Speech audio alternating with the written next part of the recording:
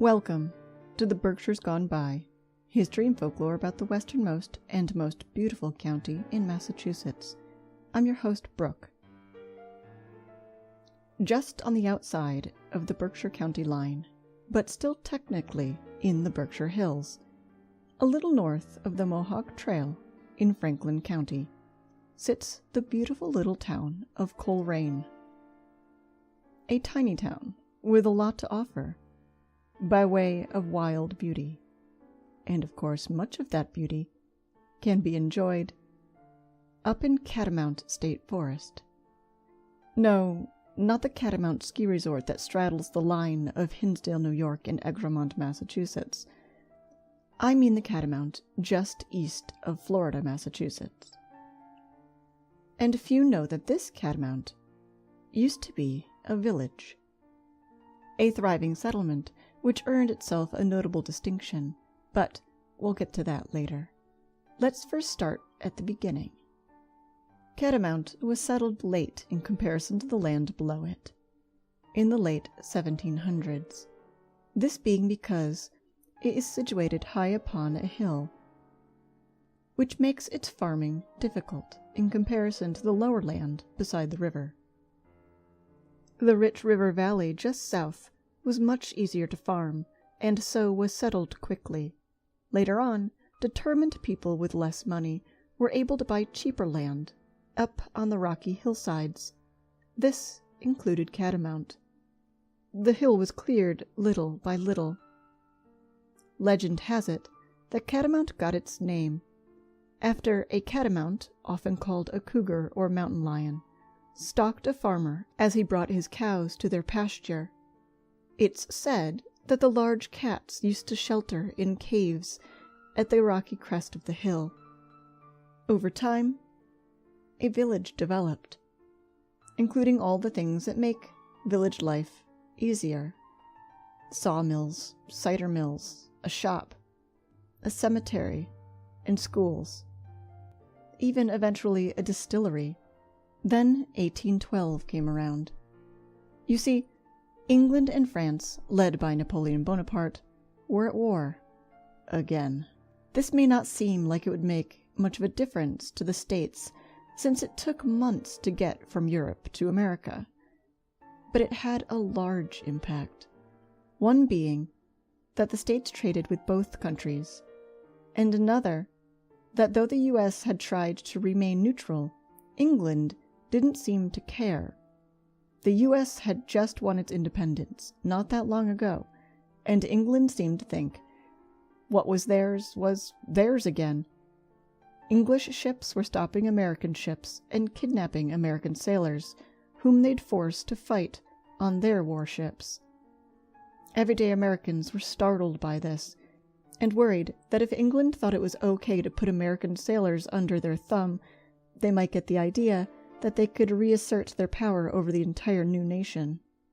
The people of the village of Catamount decided that a signal should be put up, that there should be something visible to display to those all around whose side they were on. So an old soldier named Amos Shippey drew with a twig in the soil the shape, and those who had fabric gathered it together in the appropriate colors. It said that Sophia Willis had cloth that was red, Rhoda Shippey had white, and that her husband, Amasa, who had drawn the shape, also made the flagpole. Lois Shippey had cloth that was blue, and together, with a few other ladies from the village, they began to sew. When they were finished, the resulting craft was brought to the schoolhouse, and the pole stood high. The newly created flag was proudly risen upon it, and there fluttered in the wind. The American flag wasn't on display everywhere like it is in the U.S. today. Outside of the military and world of ocean travel, it was rarely seen, and many Americans didn't know what it looked like. The old soldier, Amos Shippey, knew because of his time in the military, and it was thanks to his memory and the sewing skills of the ladies that this village was able to fly a flag over a school for the first time in U.S. history.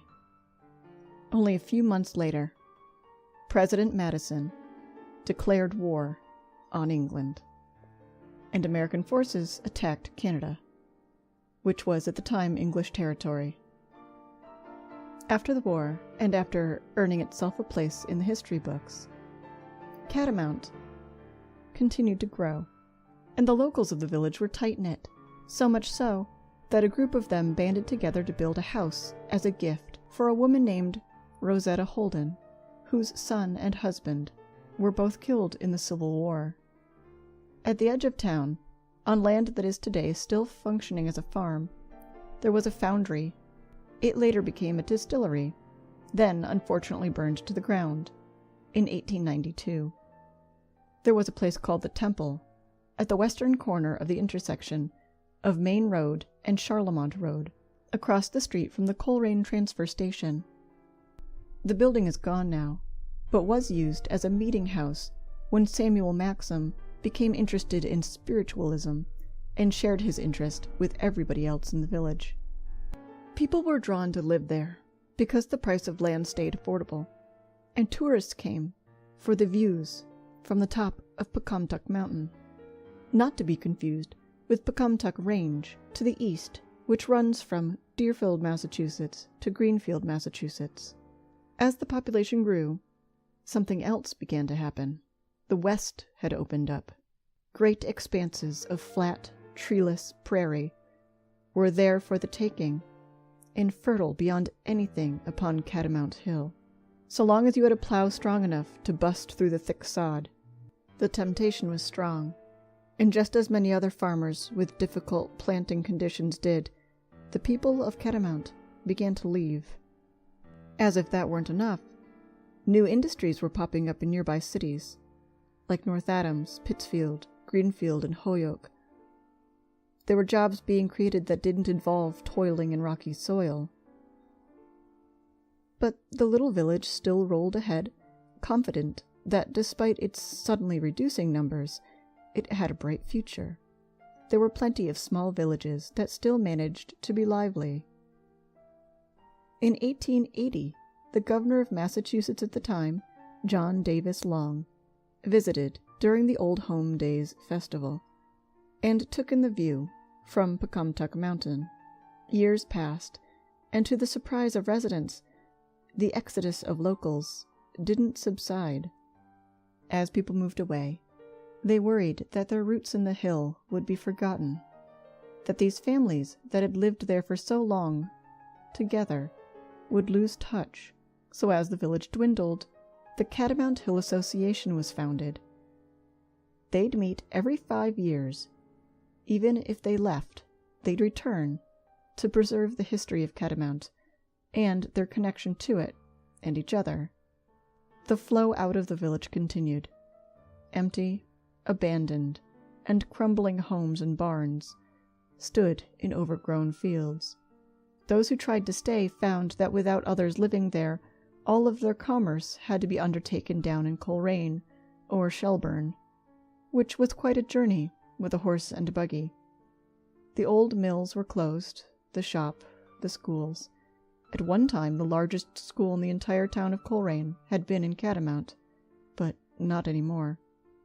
Those left made the long journeys to and from the nearest villages until it just made more sense that they moved to be closer to society. By 1967, the village was empty, and the forest had taken back what had been cleared for fields. The state of Massachusetts decided to buy most of the land, and Catamount State Forest was created, a place for people to enjoy outdoor activities such as fishing in McLeod Pond, hiking, and snowmobiling.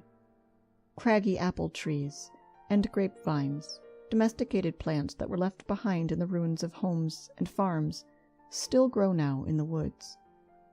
Along with those, there remain stone walls and foundations, short sections of old fence, mostly ribbon and barbed wire, grown deep into the bark of trees.